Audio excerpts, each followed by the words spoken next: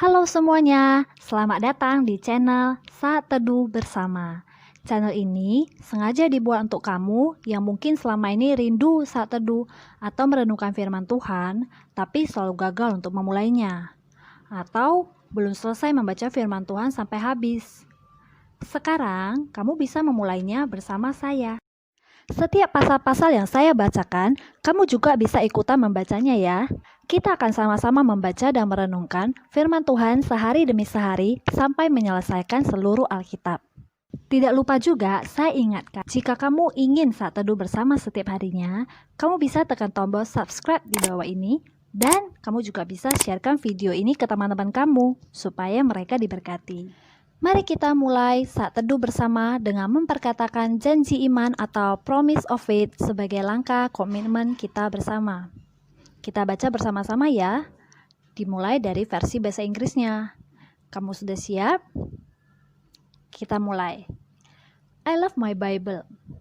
I read it every day. I meditate it. I just do it. I finish it and repeat it.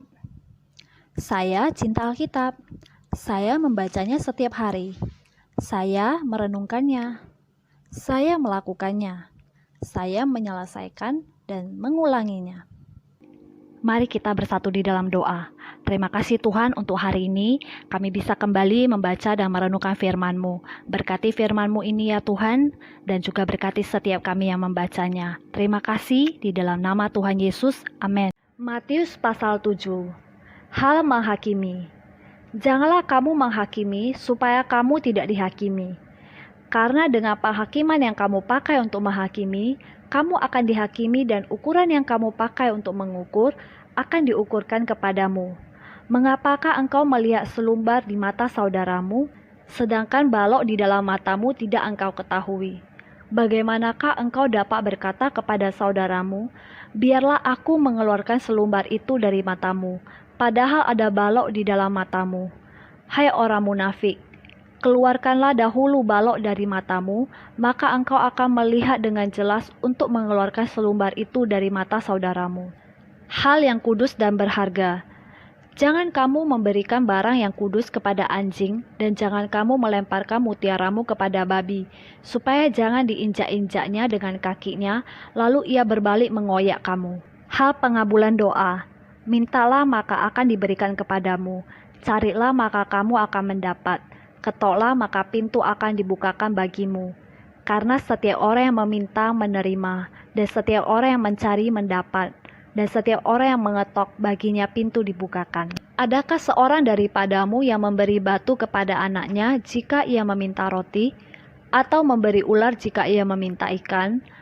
Jadi jika kamu yang jahat tahu memberi pemberian yang baik kepada anak-anakmu, apalagi Bapamu yang di surga, Ia akan memberikan yang baik kepada mereka yang meminta kepadanya. Jalan yang benar. Segala sesuatu yang kamu kehendaki supaya orang perbuat kepadamu, perbuatlah demikian juga kepada mereka. Itulah isi seluruh hukum Taurat dan kitab para nabi.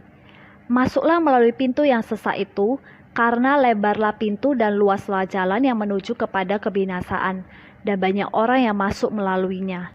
Karena sesaklah pintu dan sempitlah jalan yang menuju kepada kehidupan, dan sedikit orang yang mendapatinya. Hal pengajaran yang sesat.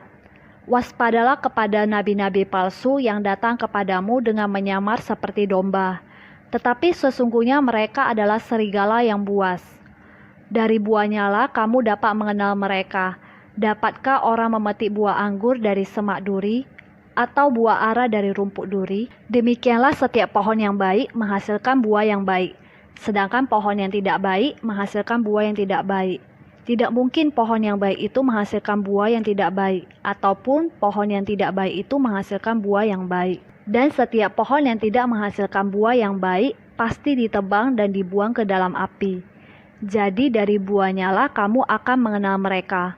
Bukan setiap orang yang berseru kepadaku, Tuhan, Tuhan, akan masuk ke dalam kerajaan sorga, melainkan dia yang melakukan kehendak Bapakku yang di surga. Pada hari terakhir banyak orang yang akan berseru kepadaku, Tuhan, Tuhan, bukankah kami bernubuat demi namamu, dan mengusir setan demi namamu, dan mengadakan banyak mujizat demi namamu juga? Pada waktu itulah aku akan berterus terang kepada mereka dan berkata, Aku tidak pernah mengenal kamu. Enyalah daripadaku, kamu sekalian pembuat kejahatan. Dua macam dasar. Setiap orang yang mendengar perkataanku ini dan melakukannya, ia sama dengan orang yang bijaksana, yang mendirikan rumahnya di atas batu. Kemudian turunlah hujan dan datanglah banjir, lalu angin melanda rumah itu. Tetapi rumah itu tidak rubuh sebab didirikan di atas batu. Tetapi setiap orang yang mendengar perkataanku ini dan tidak melakukannya, ia sama dengan orang yang bodoh, yang mendirikan rumahnya di atas pasir. Kemudian turunlah hujan dan datanglah banjir, lalu angin melanda rumah itu, sehingga rubuhlah rumah itu dan hebatlah kerusakannya. Kesan pendengar. Dan setelah Yesus mengakhiri perkataan ini, takjublah orang banyak itu mendengar pengajarannya.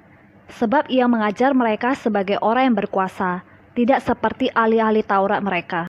Kita sudah selesai membacakan satu pasal hari ini. Hore, selamat untuk kita semua. Sekarang waktunya kita menuliskan apa rema yang kita dapatkan dan juga aplikasi yang bisa kita lakukan dalam kehidupan kita sehari-hari dari perenungan yang kita baca tadi. Rema dan aplikasi yang akan kita tuliskan, saya beri judul Self-Care Check-in. Kenapa demikian? Karena saya mau setelah kita membaca dan merenungkan firman Tuhan, kita secara pribadi dan dalam keadaan sadar, kita menuliskan hasil dari perenungan firman Tuhan yang kita dapatkan di buku atau di dalam catatan pribadi kita masing-masing. Ini bukan sekedar mencatat loh ya. Ingat janji iman kita di awal tadi. Setelah membaca dan merenungkan, kita mau melakukan firman Tuhan. Apa itu rema? Rema itu adalah perkataan Tuhan secara spesifik kepada orang tertentu dengan kebutuhan tertentu. Biasanya mengambil ayat tertentu. Tapi di sini bisa juga kita langsung menuliskan saja rema yang kita dapatkan dengan bahasanya kita sendiri. Dan berikut aplikasi. Apa itu aplikasi? Aplikasi adalah melakukan atau mempraktekkan sesuatu yang kita mengerti. Jadi di sini sesuatu yang mau kita lakukan, cukup tuliskan satu saja. Kalau bisa sejelas atau sedetail mungkin, apa yang mau kita lakukan atau kita ubah dari rema yang kita dapat. Kalau dari saya, rema yang saya dapat dari Matius 7 ini ada di dalam ayat ke-24. Saya garis bawahi bagian ini. Orang yang mendengar perkataanku ini dan melakukannya, ia sama dengan orang yang bijaksana. Hari-hari ini mungkin sedikit susah ya kita untuk menemukan orang yang bijaksana atau mungkin orang yang tahan banting ketika mendapatkan musibah atau pergumulan atau sebagainya. Jadi saya tuliskan di sini aplikasinya adalah tidak menghakimi. Karena saya merasa kadang juga saya bisa menghakimi orang lain, mungkin saya nggak langsung ngomong nih di depan orangnya, cuma di hatinya saya saja. Tapi ternyata dari sanalah benih-benih jahat itu bisa masuk. Dan buat saya nantinya ketika saya mengalami suatu pergumulan, hati saya nggak bisa netral. Bisa jadi udah kecampur dengan pikiran jahat seperti menghakimi orang lain yang biasa saya sudah lakukan dan kemudian menuduh Tuhan, bahkan bisa sampai suatu yang benar-benar fatal adalah menyalahkan Tuhan. Karena itu hari ini saya mau berkomitmen mengambil satu keputusan iman bahwa saya tidak mau menghakimi orang lain lagi. Apa nih rema dan aplikasi yang kamu dapatkan?